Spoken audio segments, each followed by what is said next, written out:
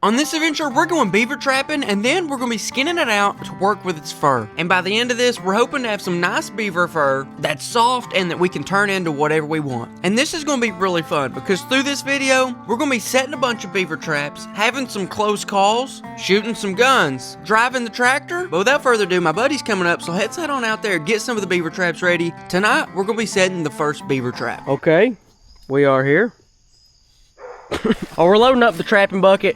I think today we're going to go real simple. We'll just set a conibear with this stuff. We'll be using that. I got a cheat code though. I already know where we're going. I've caught the beaver in this same exact place multiple times. All right, let's ride. All right, we have arrived. This pond may look familiar. In this video right here, actually one of the main channel videos, this was called Beaver Pond. With this, we trapped a few beavers out of here to take to another pond to stock it with beavers. So we're back here. This pond has a lot of beaver population, so if it ain't broke, don't fix it. We're gonna come in and try to snatch one. What is your plans with this thing? I'd like to skin it, pelt it out. Just figure it out, see what play around with it. Do with it. We should be able to get some. So we're gonna be doing a caster mound, which is basically where their scent post thing is. What they'll do is they'll come up on the bank and they'll just make a big dirt clod thing with mud, and then they'll, I guess, poop on it. I don't know what it is, but they'll put their stuff on it. Basically how it works is, here's a diagram of it. But say I'd put the caster right here, trap right there. That way, as he's coming in, he's either gonna step on it or run into it. JD, what's your beaver trapping experience so far? I've had a good time. We haven't done much. I was talking about experience. Oh, zero. Like in the past. Absolutely zero. You watched the Meat Eater video though. I did watch Meat Eater. Stephen L knows what he's done. Inspired you yeah. to get out here. Worst comes to worst, we got some good dog food. Oh yeah. They say it's pretty great. What all did they say about the beavers? The big thing was when Lewis and Clark did the first expedition, they were looking for the mouth of the Missouri.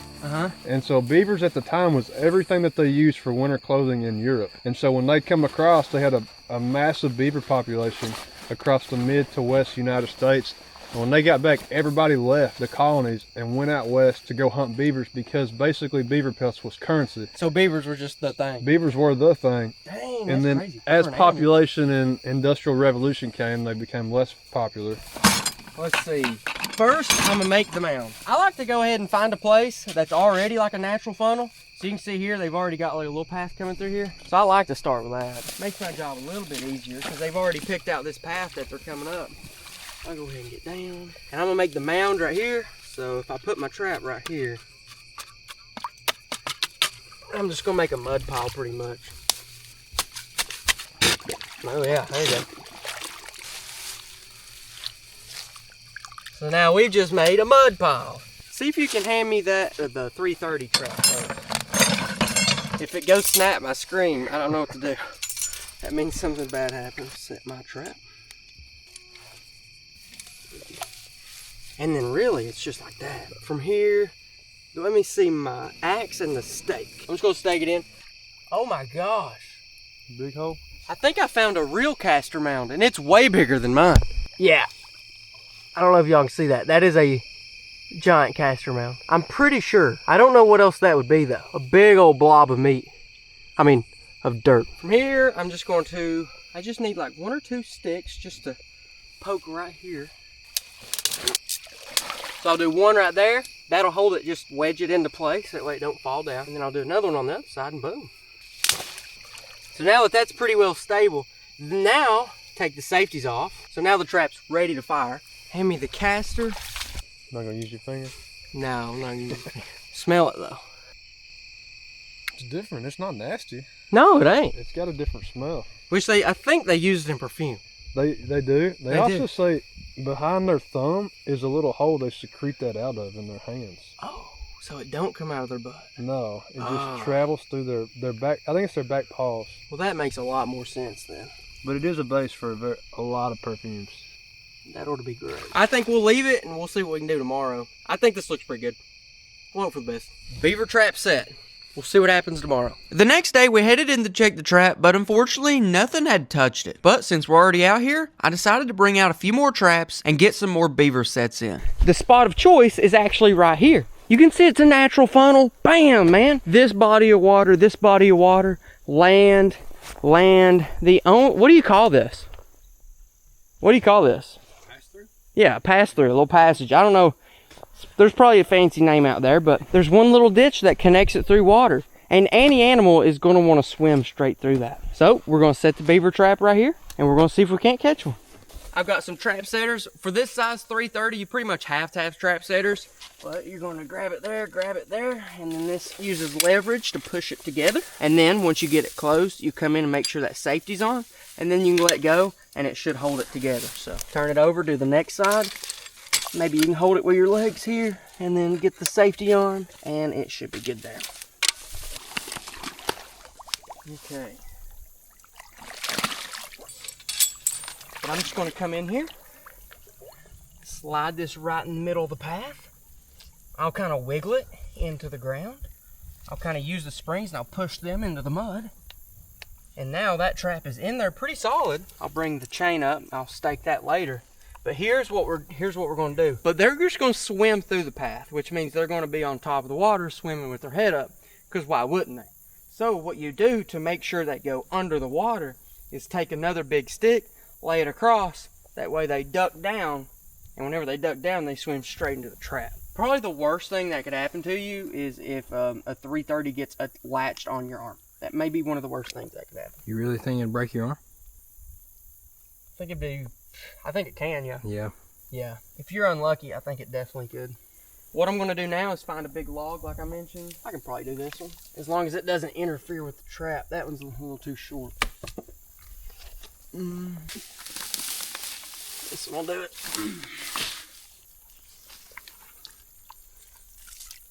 Just something to make them dive down, and we're good. That right there is enough to make them, instead of swim through it, they'll just go.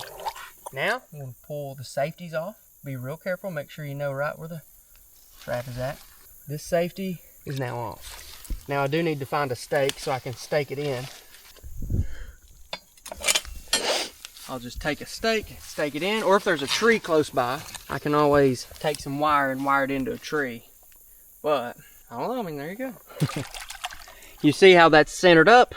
We have this stick on top so they dive down. And besides that, anything that comes down that trail you can see is leading straight into it. Anything comes down this trail is leading straight into it. I think if the beaver comes through here, beaver's caught. I'm pretty confident. But now for the rest of the day, let's see what we can get into. And the first thing we're going to be doing is driving the tractor a little bit, preparing for deer season next year. And here we are, guys. The tire went down a little bit, so we got our thing charging right there. Yeah, we got the tire charging. Very nice, very nice. In the meantime, we're going to go ahead and get this thing started up. Here we go. There we go. That's good. Now we're just going to wait a little bit longer for the tire to get aired up. I'm actually going to turn the heat on. Should be ready to do some work soon. Now I will say this one little thing to help with confusion. The tractor segment and the rest of the video was not filmed at the same time. That's why everything's super green in a t-shirt for the rest of the video, and me driving the tractor is 12 degrees, but that's okay. Today I got two things I need to do with the tractor. I need to move these hay bales. There's not many of them, there's only like 5, and I want to put them in a row right here. And then we're actually going to be heading back there to the food plot, and we're going to be disking some up a little bit. And I'll give you an update on how the food plot went. It's not great, but we're hopeful for next year. We've still got a little bit more air to put in that tire. Let's drive on back to the food plot and I'll let you know how it went. So I'm not sure how well I kept you up to date with how the food plots went this year, but they were late. They were late putting them in the ground. They was late to get disked up, and because of that, they did okay, but not great. And the animals didn't really seem to be all over them either. And the one specifically I'm talking about is the high wall food plot. They did okay. We took some deer out of here. I think we took 1, maybe 2. But if we look on the ground, it's kind of just a lot of dirt and random grasses that came up, but it's not like what we planted. So basically we're gonna come in here with the disc and just go ahead and start chopping it up. That way, as soon as it's time for plants to start growing in the spring, boom, we can start having the things we want. Killing the weeds with the disc was something we was a little late on. So I'm just gonna get a jump start on it, boom, get the ground softened up a little bit, and go from there. All right, here we are. We're gonna see what we can do. The hay fork is like back in there, behind that trailer. I'm gonna see if I might be able to drive behind it and grab it with the grapple and then put it on here in a minute.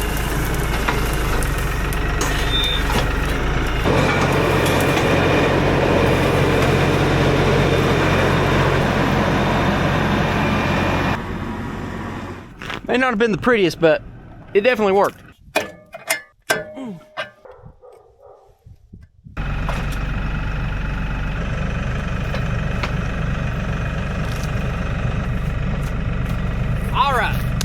good. Now let's move some of this hay, not far, but just move it. It's gonna be important later. And cut in real quick to tell you about this video's sponsor, Chime. If you don't know, Chime is a high yield saving account that can save you guys money. With Chime, you get a 3.5% APY, which is 8 times the national average. And there's no monthly fees and no minimum balance to get started, which is one reason why it's so easy to sign up for Chime. It doesn't take long to do. So the way that Chime's high yield saving accounts works is that if you have money just sitting in the bank, say you have $5,000, instead of letting it sit in the bank and do nothing at all, it'll actually earn 3.5% interest. That way you can even save the $175 or use it for something you want to. But let's say year after year after year, your savings keep rising and then your interest earnings does too. So that 5 years down the road when you're looking to buy something big, maybe a side-by-side or something, or even 20 years down the road when you may be looking for a big old piece of hunting land, not only have you saved money, but you've earned a lot of interest while you're doing it. But the best part is, if you sign up using the link in the description, you'll get rewarded up to $350 bonus with the qualifying direct deposit. Just click the link in the description to get the offer. That way you're earning money straight out the gate. It only takes a few minutes to sign up, so click the link in the description or scan the QR code to get started. Alright. Go ahead and get started. Let's start with the one down by the chicken lot and we'll go ahead and just move it over.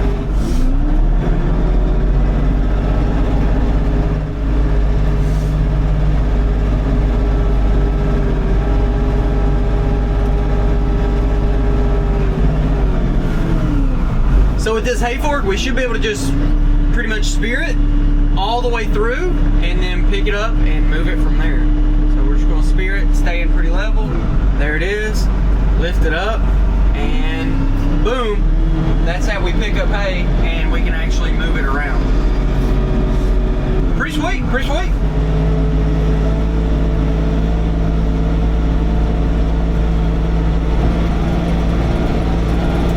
And once we get it where we want it, we'll just set it down, just like we lifted it up, and we'll back out. Boom!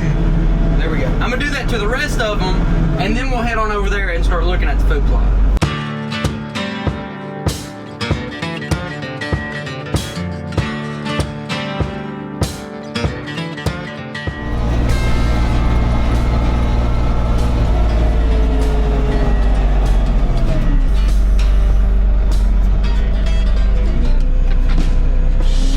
And that is the last hay bale. Now let's head on back to the food plot and see what we can tear up.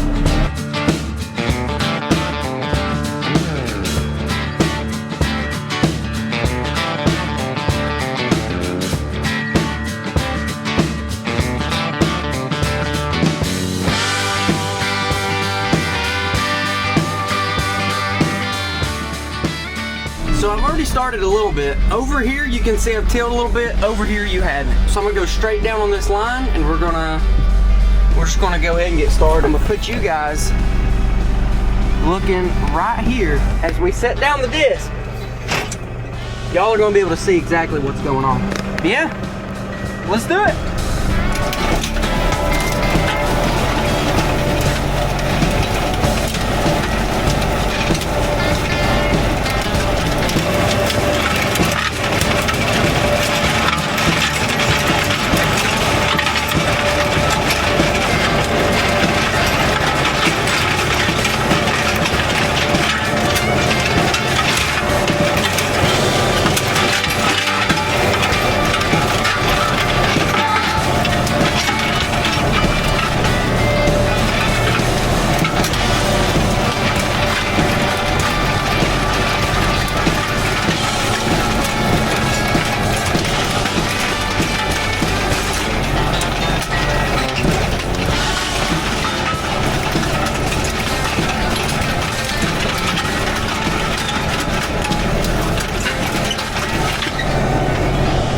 I know it doesn't look like much, but if you remember what it looked like when we actually planted it, this looks way better because now it's not as much rocks, it's not as much sticks, it's not as much weeds, it's just good dirt. Now before we actually get to hunt this again, it's gonna be, I don't know, like 8 months, but not a bad time to get out here and play around with it at least. But now let's head back home. I still want to shoot my bow a little bit, and then AJ's got a cool rifle that we want to sight in. We're going to shoot a few shots into the deer. We've even got Ryan, the Reinhardt moose out there, so I don't know, here we go. 30 yards and a bow shouldn't be a problem. No, not at So all. I'll put some on Daniel the deer. We're sitting 30 yards. We'll see what we can do. That would have killed him. I totally thought you were shooting the moose for some reason. Oh, no. I'll sling one in the moose here in a second. I'll shoot 3 into Daniel the deer and then 1 into Ryan the Reinhardt moose. And then might even shoot 1 into Blackie the black bear. There you go. T-bone the turkey. That's a good shot. You'll see whenever we walk up there. Oh, man. And now I'll finish it off. 1 into Ryan the Reinhardt moose. Just going to poke him right in the center of the lungs. That'll work. Hey, if they're within 30, I'm feeling pretty good with a bow. That was awesome. Moose target, smacked him pretty good. By the way, if you guys are randomly watching this video out of nowhere and haven't seen the moose video, you need to watch that. And then, oh Daniel. All 3 shots are pretty close. I think that killed him, you think? Yes. That's pretty well, I think, where you want to aim him, especially for archery. Because even if he does jump the arrow, like I was talking about earlier, you're still going to hit somewhere up here. So Yeah. that's pretty good. Pretty good group, too. Yeah, that's awesome. Probably one of my best groupings I've ever done. So, somebody clip that. Put it on TikTok. You're on TikTok. All right, I'm feeling pretty good. Let's go sight in your rifle now. Your little team on special? Yeah. Let's shoot it once right here. And that way we'll go ahead and, okay, just be loud, I guess. We'll take a shot at 50, try to get it on paper just in case it's not. Because whenever you're shooting at 100 yards away and you can't get it on paper, that's tough. So right now, guys, we've not taken a shot yet. I'm just trying to bore sight it and get it as close as we possibly can before we even take a shot. That way we don't really have to. That way, hopefully it saves us a couple shots. I think that's pretty all right, though. I do like that gun. I do a lot. Good gun. See impact? Oh.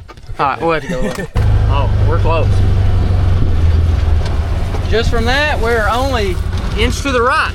That one over there, the one on the right, is our bullet. So now we'll just remember that's our bullet hole, but we'll go back to 100 and now we start really shooting. All right, AJ. Let him rip. Sit on down there and let her rip right in the middle. You see where you hit? It ain't on the box. Oh, really? I don't see it in the brown. All right, I made another little adjustment, a bore sighting adjustment. Let's see what we can make it work. You see impact there? Low and to the left. Okay. That's what our scope looks like. I don't know if the resolution's good enough for y'all to actually see the hits, but that is the sight picture. And his scope right here, it's a Nikon. It goes from like 4.5 up to 14, so really cool for all around deer hunting and everything. 1, 2, 3, 4. 1, 2, 3, 4. 1, 2, 3, 4. 1, 2, 3, 4. 1, 2, 3, 4. Let's see if the math works. Alrighty. We will see abruptly. I'm pretty sure it's like that far from the red circle. Hey, let's rack another one and try it again. I'm pretty. I mean, it's right there. I just can't tell. Pretty close? I think so. Let's try again. If we can get a group of about an inch or inch and a half, well, that's probably about as good as we can want. Yeah. That's in it. You got one more bullet. Let her roll right in the center. We'll see what group we get. Alright. Sounds like we're sighted in, though. Yeah, I think so. Yeah. Pretty good. Sighted in? I believe so. Sighted in. There we go. Ready to kill a deer now. All right, guys, it's the next day. We're about to go check the beaver traps, and I'm feeling pretty confident about at least catching a beaver. All right, we have arrived at pond number 1. Either we got something in the trap, or we're probably going to pull it because it's been here a little while. The other 2 traps I have a lot more confidence in. This spot, I think I may have just trapped them all, but this trap, pretty well untouched. Still looks like something may have been coming around right there, but yeah, I mean, something was definitely here last night because half my mound is gone. Yeah, I'm gonna pull up this trap. We're gonna be moving on to the next spot. I think we'll have better chances at the next one. All right, guys, we got caught up in a little traffic. Slowed it down a little bit. Free range horses on the highway, I guess. Uh-oh, something's happened here, boys. I think we may have, I ain't gonna say nothing. I'm just saying there's a big old bush here. We've had something. I don't know if we still got him, but we had him. Oh no. Took a trap. Well, there's these big bushes right here. Oh man, he may have. We definitely had him. Boys, we had him. This stinks. We had him. He was right here, you can see. And that was his buddy. Came up and pulled him a big limb to check him out, and I think we lost the beaver. That's not cool, man. Did they trap? Yeah. All right, on to the next spot. I can see the beaver, it's floating. Success. Let's go. But it's actually down here in this little creek thing. But I actually set this one in a little bit different set. This one was a blind set because I realized there was such a good thing coming through here. And so I just set the trap, bam, right there in that little, whatever you call that, and bam, we caught us a beaver. That's pretty good. Perfect. That's good. I'll take it. That'll work. JD's beaver. JD's been wanting to skin one up. I didn't expect to catch one here. This is my least likely spot to catch one. I was like, I'm going to set a trap just because it looks cool. I can make a video about it, but Great place. it looks like a great place. Let's see. Okay. There we go. That's pretty cool. A big old beaver. That's what we're going to be skinning. That's the stakes we need to be using. One with a T on top instead of a Y. I don't know what we was doing. But yeah, he pretty much swam through it and then bam, right on his head, and that's how it's supposed to be. You tell me how heavy. A very big beaver. That's a pretty good sized boy. That's a pretty big one. Good sized beaver. Was it 3 foot tall? Probably, yeah. Counting the stuff? Put him next to me. Yeah. I'm 3 foot tall. Next to AJ, looks. That's like double. That's what you was. Just up above my leg. Here you go. That's what they use to shred all that. Everything. Well, there we go. The beaver is caught. Now we get to play around and see how we can skin it. We succeeded. Oh yeah. Note to self, don't use steaks that look like this anymore. Use T steaks. Should be good. Nose to tail. What you guess, Kendall? I don't even know. 42. 40 and a half. Oh wow. That's pretty good size. May not be the record, but May not be it's a our record. Well, we'll get him loaded up. Well, we already he's loaded up. We'll get headed back to the house and we'll get him skinned up. This is my first time getting to use my new skinning setup. Oh yeah, we'll get this thing, see how much he weighs. Let's let it, there you go. Anywhere. Guess how much? 37.